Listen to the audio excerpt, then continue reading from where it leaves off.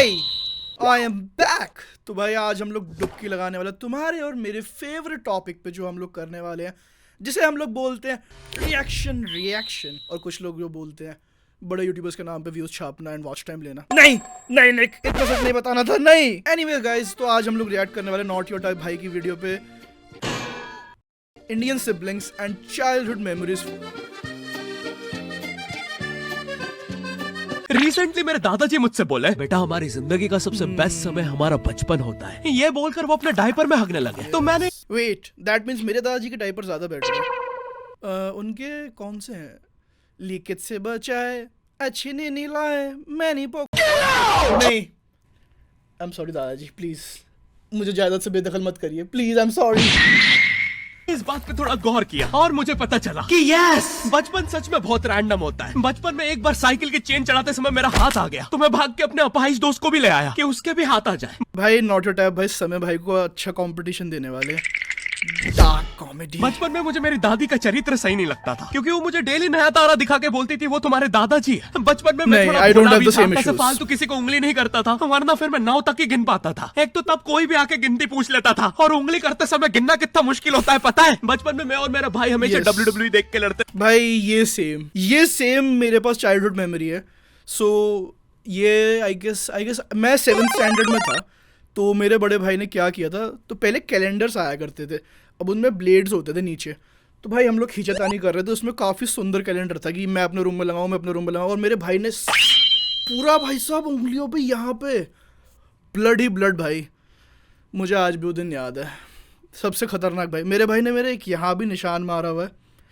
तो ये था एक ब्लेड जो होते थे, मतलब फैन वाले ब्लेड्स आया करते, उसने यूं भाई साहब स्लैश की तरफ फेंक के मारा था, और यहाँ निशान बिल्कुल भाई एकदम। ये निशान तुम्हें दिख रहा होगा कि नहीं, आई डोंट आइडिया, बट यहाँ पे है एक लाइन पूरी। क्योंकि माँ बाप की चाहते लड़ने लायक थी नहीं। एक तो मेरा छोटा भाई बचपन में बहुत शांत स्वभाव का था, बेचारा स्कूल में भी सीनियर से बुली होता था। हाँ, वो सीनियर मैं ही होता था।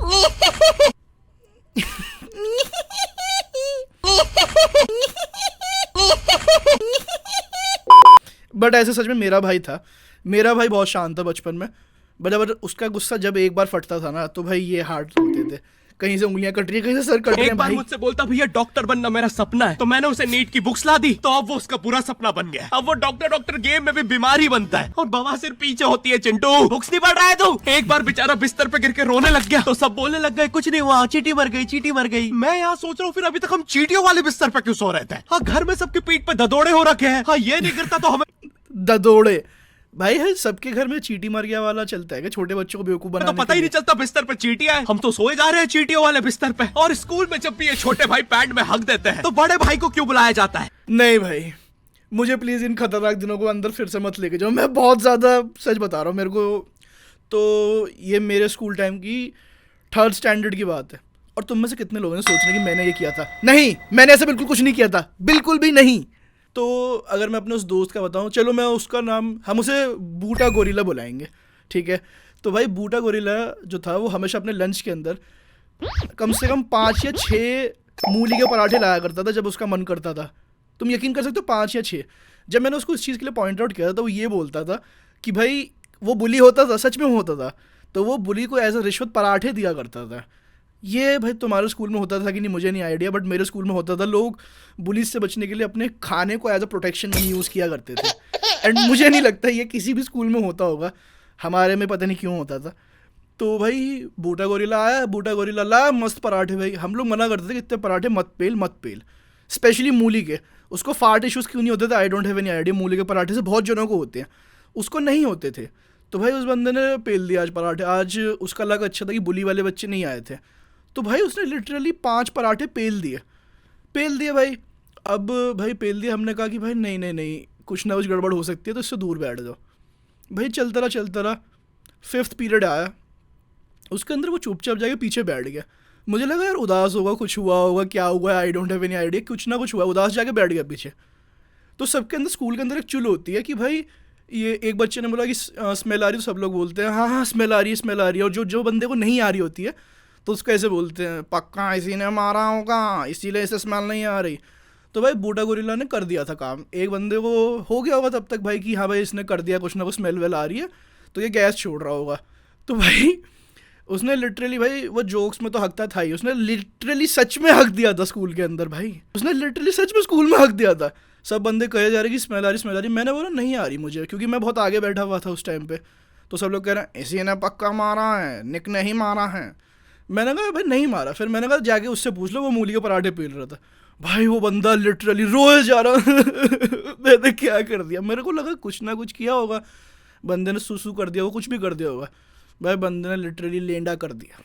फिर भाई वही उसका कोई बड़ा भाई स्कूल में नहीं पढ़ता था, तो बूढ़ा गोरिल्ला की मम्मी को बुलाया गया कि भाई इसकी पैंट लेके आई है, आपके बेटे ने हक दिया है। और भाई हगा तो हगा, स्वीपर आ गया पूछ रहा कि किस हाथी के बच्चे ने हगा है यहाँ पे। Oh god, that disastrous day. And भाई उसके वजह से उसका नाम हग्गू गोरिल्ला रख दिया गया था, बूटा गोरिल्ला से चेंज करके। पता है कितनी घनघोर बेइज्जती होती है पूरी क्लास के सामने, और बुलाते भी इतने सस्पेंस है, वो देख के बड़े भाई का हगना निकल जाता है। ऐसे दो छोटे बच्चे स्लो मोशन में भाग के आ रहे हैं। हाँ वो उनकी नॉर्मल स्पीड है।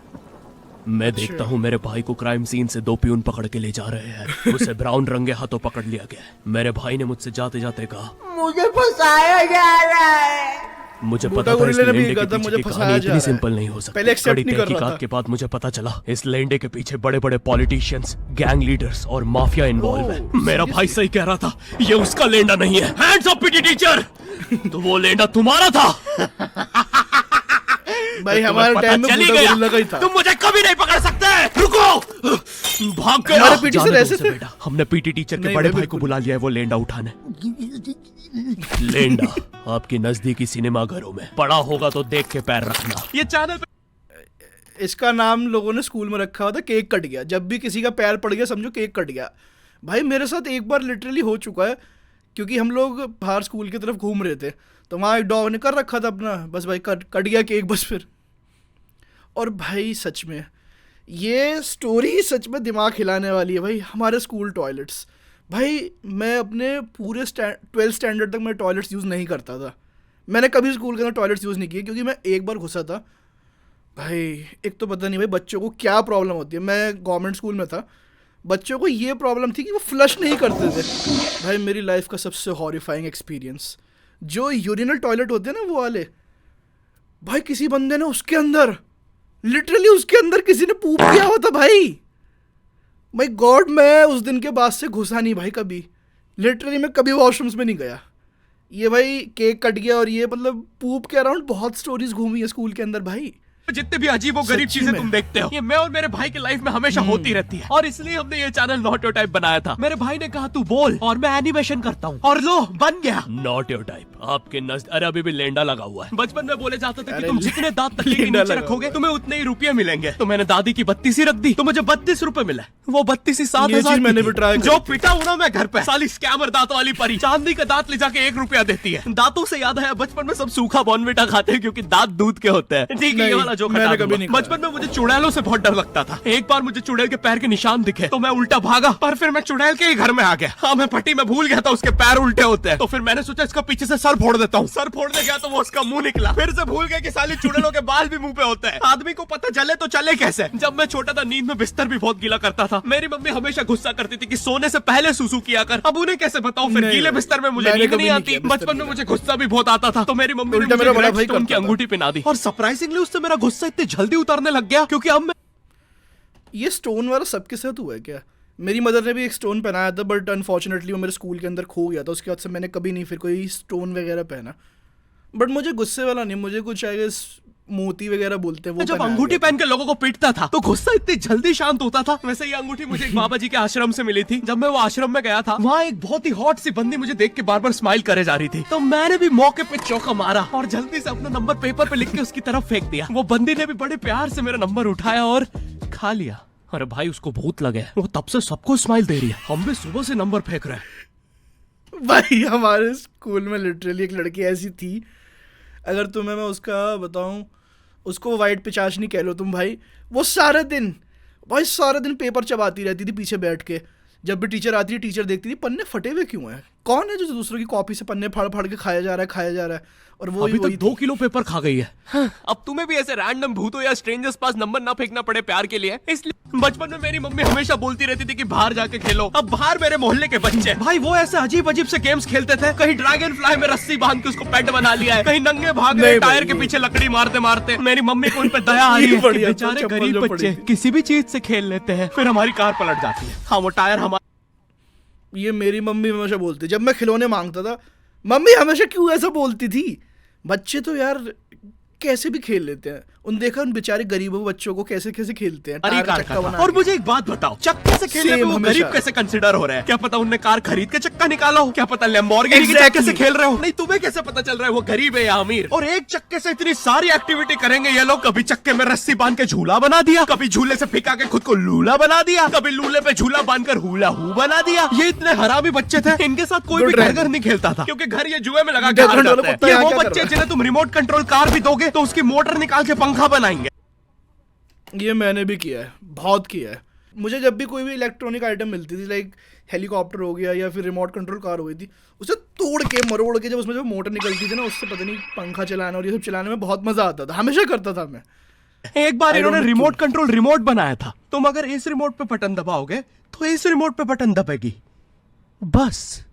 ये लोग मकर संक्रांति के दिन पतंग भी लूटते थे दुकानों से। पतंग से याद है मैं बचपन में अपने दोस्त जनक के साथ बहुत पतंग उड़ाता था। जनक गुजराती था और गुजराती लोग तो बहुत बड़े पतंगबाज होते हैं। वो लोग गला काटने के बाद भी काहे पोचे चिल्लाते हैं। जनक मेरे घर पे इतना बड़ा गिर्रा लेके आता था पतंग उड़ाने। उसमें पता नहीं कितने 1000 किलोमीटर का मांझा लपटा होता था। हम दोनों का सपना था उस गिर्रे की पूरी ढील देना। एक बार तो गिर्रा खाली होने ही वाला था पर वो पतंग आ तो घूम के हमारे पीछे से आ गई।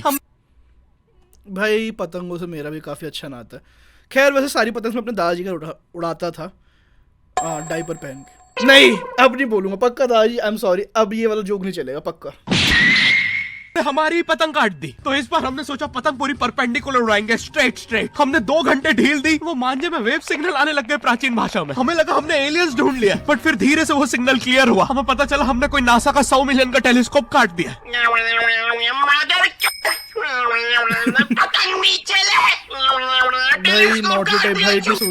नासा का टेलीस्कोप जैसे ही नीचे गिरा बच्चों से पहले विसरो ने लूट लिया। बहुत वियर्ड था, इतने सारे बुड्ढे छत कूद के भाग रहे थे। एक तो जनक के मांझे में इतनी सारी गठाने होती थी, वो मांझा इतना भारी हो जाता था। हम चौथे माले से पतंग उड़ा रहे, वो दूसरे माले पे उड़ रही है। बचपन में बोला जाता है किसी भी स्ट्रेंजर से बात नहीं करते, तो फिर मैं इशारे करता था। तो फिर दादी मेरे चरित्र पे सवाल उठाती थी। दादी से याद है पुराने जमाने में एंटरटेनमेंट के लिए कुछ होता नहीं था, तो लोग 7-7, 8-8 बच्चे पैदा कर लेते थे ताकि उन्हें जायदाद पे लड़ता देख मजे ले सके। मेरे पापा के 5 भाई और 4 बहनें, टोटल 9 बच्चे। मेरी दादी ने जिंदगी के 9 साल बस बच्चे दिए। दादी ने 9 साल तक पेट में इतनी लातें खाई है, उनके अंदर से एब्स आ गए थे। मेरी दादी ओ गॉड, तभी कहूँ हमारे एब्स क्यों नहीं आ रहे? अंदर से टूट चुकी थी। उनका इतनी बार ऑपरेशन हो रखा है, उनको डॉक्टर ने टाकों की जगह चेन लगा दी थी। भाई आज के जमाने में तो इतने बच्चे कोई पैदा नहीं करता, उल्टा अबॉर्शन करवा लेते। और यस मैं अबॉर्शन बोलूंगा क्योंकि मुझे जेल नहीं जाना। एक तो इंडिया में भी अबॉर्शन करवाना लीगल है, लेकिन बच्चे का जेंडर जानना इलीगल है। मतलब तुम मार तो सकते हो लेकिन किसे मार रहे हो ये पता नहीं कर सकते। ये कुछ ज्यादा ही बड़ी कितना बढ़ गया है। क्या पता अंदर शेर बैठा हो या कोई बड़ा गैंगस्टर, क्योंकि तुम्हें तो पता नहीं है तुम किसकी सुपारी दे रहे हो। क्या पता वो अंदर बंदे लेके बैठा हो। बचपन में सबके मम्मी पापा डराते हैं मस्ती मत करो वरना बोर्डिंग स्कूल भेज।